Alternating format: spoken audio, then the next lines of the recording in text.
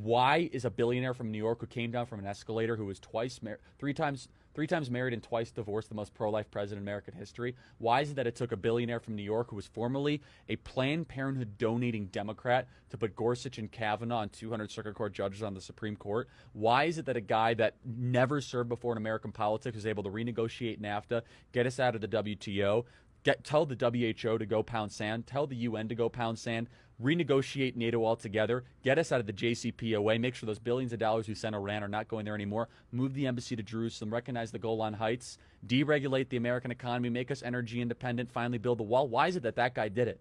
It's because every single other person that preceded him besides President Reagan was part of the problem.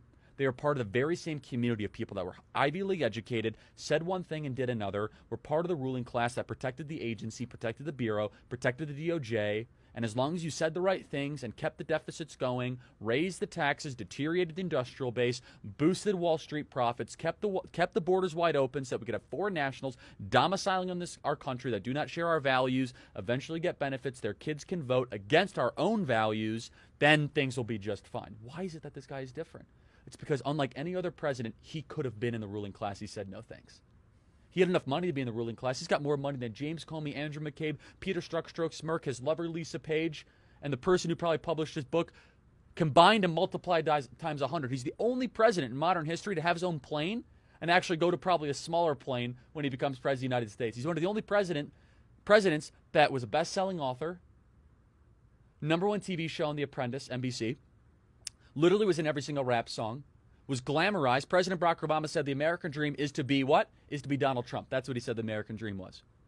Why is it that this guy's all of a sudden the populist hero? He's supposed to be part of the ruling class. It's because he's a defector from it.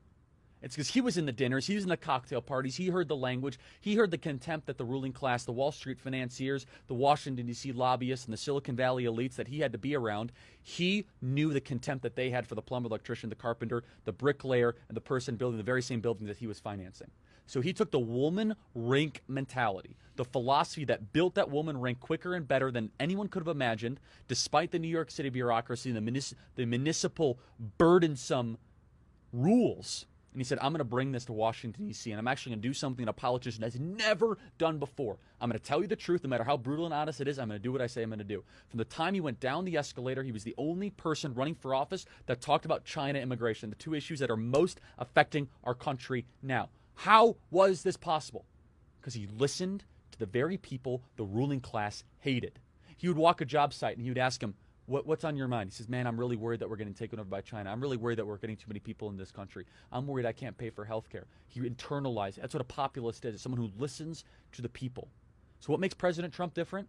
This is a president who didn't need his job. He's the only president in American history who's going to be poorer after becoming president than before. He's not going to sign a book deal big enough to possibly make up for the gains. His son, investigated by every single authority imaginable, from Bob Mueller to the House Intelligence Committee to Adam Schiff to the Federal Bureau of Investigation, after being set up for that very same meeting.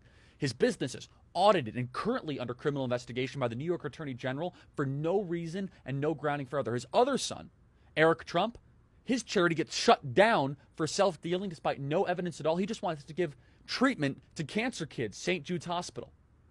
His 11-year-old son, under constant and daily attacks for just existing as a teenager or early, a 12 or 13-year-old in this society. How dare he live?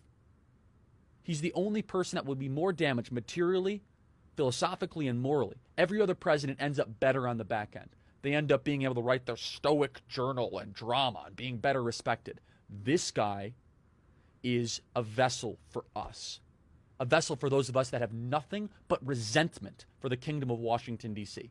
The type of people that think everything is just perfectly fine because we just built a Hermes. Hermes is now in Reston, Virginia. Don't you know? Louis Vuitton's in Fairfax County, everybody. Things are great. Didn't you know that we literally have Dolce & Gabbana now in Georgetown? Things must be wonderful. You go into Washington, D.C., the cranes are as far as you can possibly see. The construction cranes, they're trying to rebuild the Parthenon, the Giza pyramids quicker than anything I've ever seen. It's More construction happening in D.C. perpetually. Why? It's the only place in America. This is why 8 out of 10 of the wealthiest counties in America are around Washington, D.C. It's the only place in America where they get richer at gunpoint. They have a multi-trillion-dollar cash flow happening into their center, into their power structure every single year, not because we want it. If Chicago and Minneapolis and Detroit, if people get rich there, they have to convince you to buy their products. Maybe it's manufacturing, maybe it's automobiles, maybe it's Best Buy, which is, of course, a Minneapolis company. But Washington, D.C. is different. They do it at gunpoint. This is why Trump is different, and that's why I wrote the book.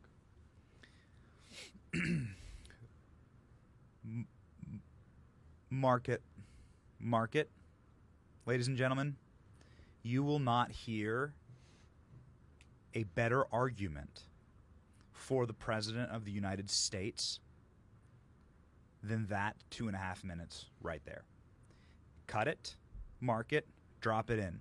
Are you a leftist? Are you communist? Are you Marxist? Are you super right-wing? Doesn't matter. You can't disagree with that.